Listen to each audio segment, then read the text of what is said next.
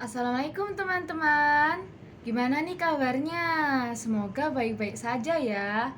Seperti biasa, kita akan sharing-sharing materi bersama aku, Hanifa Caraka Madyaratri. Di video kali ini, kita akan membahas metode tafsir kontemporer, mulai dari tinjauan umum sampai metodologinya. Oke, kita mulai dari pendahuluan. Jadi, kenapa sih kita harus mempelajari tentang metode tafsir kontemporer? Nah, karena Al-Quran merupakan petunjuk hidup yang berisikan pesan-pesan yang bersifat universal, absolut, dan mutlak kebenarannya. Jadi, kalau kita ada permasalahan hidup, baik tentang dunia maupun akhirat, kita ya harus merujuk kepada Al-Quran. Tapi kan Al-Quran sendiri turun berabad-abad yang lalu. Nah, oleh karena itu, tafsirul Quran atau tafsir Al-Quran hadir sebagai solusi untuk menginterpretasikan Al-Quran sesuai dengan tuntutan zaman. Tafsir Al-Quran itu punya beberapa metode, corak maupun karakteristik. Salah satunya adalah metode tafsir kontemporer. Metode tafsir kontemporer adalah metode penafsiran Al-Quran yang menjadikan problem kemanusiaan sebagai semangat penafsirannya. Persoalan yang muncul langsung dikaji dan dianalisis dengan berbagai pendekatan yang sesuai dengan problem yang sedang dihadapinya. Oke, sekarang kita ke pengertian. Mulai dari pengertian tafsir dulu ya. Nah, pengertian tafsir ada yang sesuai etimologi dan terminologi. Secara etimologi, akar katanya adalah fassaro yufassiru tafsiron, yang berarti keterangan dan penjelasan. Sedangkan secara terminologi adalah ilmu yang membahas tentang Al-Quran dari segi makna sesuai dengan maksud yang diinginkan Allah sebatas kemampuan manusia. Selain itu, tafsir juga dipengaruhi oleh latar belakang pengetahuan mufasir, sosial budaya, corak, serta madhabnya, sehingga menyebabkan lahirnya berbagai bentuk, metode, serta corak yang berbeda-beda pada setiap mufasir. Jadi maksudnya antara mufasir satu dengan yang lainnya itu bisa saja berbeda penafsirannya karena madhab, corak, atau pengetahuan mereka itu berbeda. Kemudian pengertian kontemporer.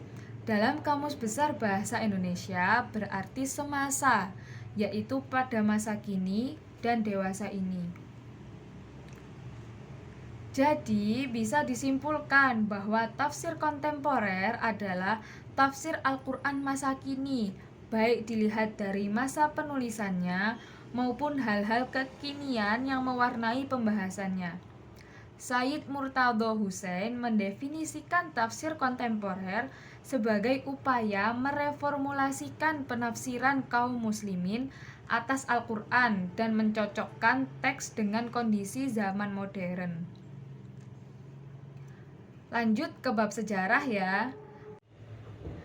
Nah, sesuai dengan pendapat Prof. Quraisy Shihab, studi tafsir terbagi menjadi dua, yaitu studi tafsir klasik dan studi tafsir modern. Pertama, studi tafsir klasik. Studi tafsir klasik terdiri dari 3 periode, yaitu yang pertama, periode 1, yaitu masa Rasulullah, sahabat, dan permulaan tabi'in, di mana tafsir belum tertulis dan secara umum tersebar secara lisan. Yang kedua, periode 2, yaitu sejak kodifikasi hadis secara resmi pada masa Khalifah Umar ibnu Abdul Aziz, di mana tafsir masih bergabung dalam kitab-kitab hadis, dihimpun dalam satu bab, dan metode yang dominan waktu itu adalah tafsir bil ma'thur. Yang ketiga, periode 3, yaitu periode sejak disusunnya kitab-kitab tafsir secara khusus dan berdiri sendiri. Kemudian, untuk studi tafsir modern, menurut Johannes Marinus Simon Baldjon, studi ini dimulai sejak abad ke-18. Pelopor penafsiran Al-Quran secara modern di kalangan umat Islam menurut Baldjon adalah Syah Waliullah Dihlawi. Karya-karyanya menunjukkan reaksi positif terhadap panggilan zaman. Tokoh lain yang diangkat oleh Baldjon sebagai penafsir Al-Quran modern adalah Ahmad Khan.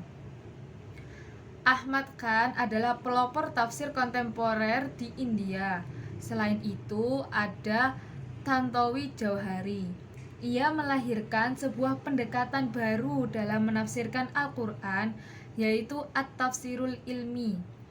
Tafsir ini berangkat dari asumsi bahwa Al-Quran tidak bertentangan dengan berbagai temuan ilmiah, dan ilmu pengetahuan mutlak diperlukan karena dapat mengeksplorasi berbagai ilmu yang terdapat di dalam Al-Quran.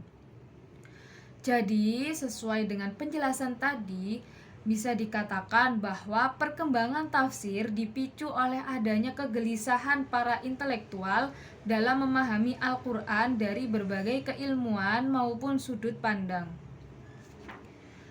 Kita lanjut lagi ke bab metodologi. Nah, di bab ini akan dijelaskan beberapa metode yang digunakan dalam tafsir kontemporer beserta prinsip dan paradigmanya. Secara umum, metode tafsir ada 4, yaitu tahlili, ijmali, muqarron, dan maudhu'i. Yang pertama, tahlili, yaitu metode tafsir yang menjelaskan ayat demi ayat, surat demi surat, sesuai dengan tata urutan mushaf Utsmani dengan penjelasan yang cukup terperinci.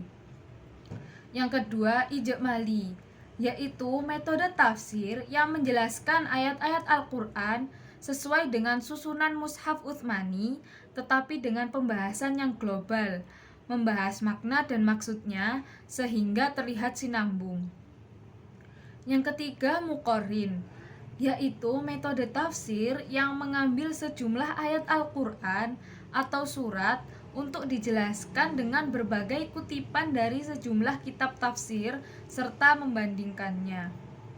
Yang terakhir ada maudhu'i, yaitu model penafsiran yang ditempuh mufassir dengan cara menghimpun seluruh ayat Al-Quran yang berbicara tentang tema yang sama serta mengarah pada pengertian atau tujuan yang sama. Kemudian, karena perkembangan metodologi tafsir di kalangan muslim dipengaruhi oleh ekspansi dan kolonialisasi barat, maka muncullah beberapa modifikasi metode dengan banyak pendekatan. Di antaranya, pertama, ada pendekatan ilmiah, yaitu menyelaraskan antara teori ilmiah atau aspek metafisika alam dengan ayat Al-Quran. Yang kedua, pendekatan semantik, yaitu kajian analisis terhadap istilah-istilah kunci suatu bahasa dengan salah satu pandangan untuk mendapatkan pengertian konseptual yang digunakan sebagai alat bicara, berpikir, bahkan penafsiran dunia yang melingkupinya.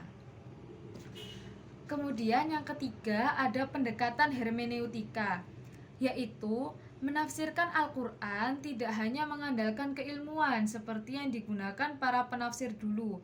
Ada ilmu nahwu, ilmu shorof, ilmu balaghah, dan lain sebagainya.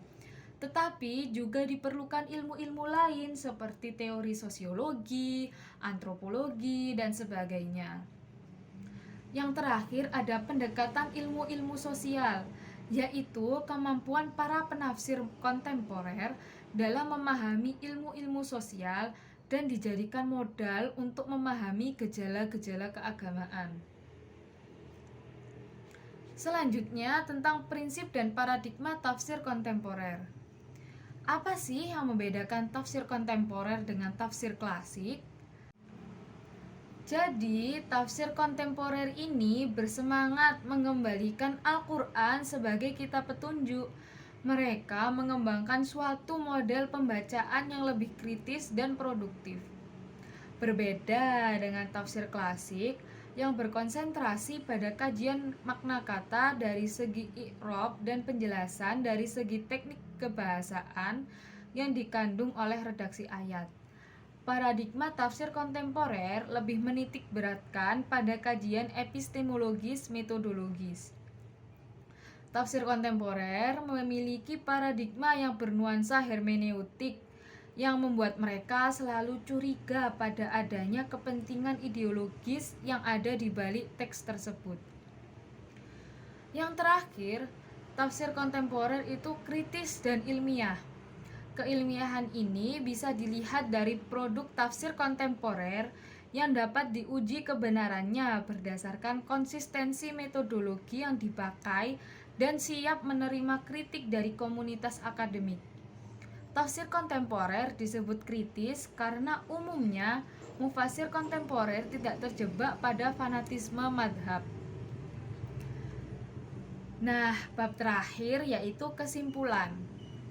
Setelah kita mengetahui pengertian, sejarah, metode, prinsip, dan paradigma tafsir kontemporer, maka bisa kita simpulkan bahwa begitu banyaknya pilihan pendekatan yang disajikan para mufasir harus kita sikapi dengan bijak.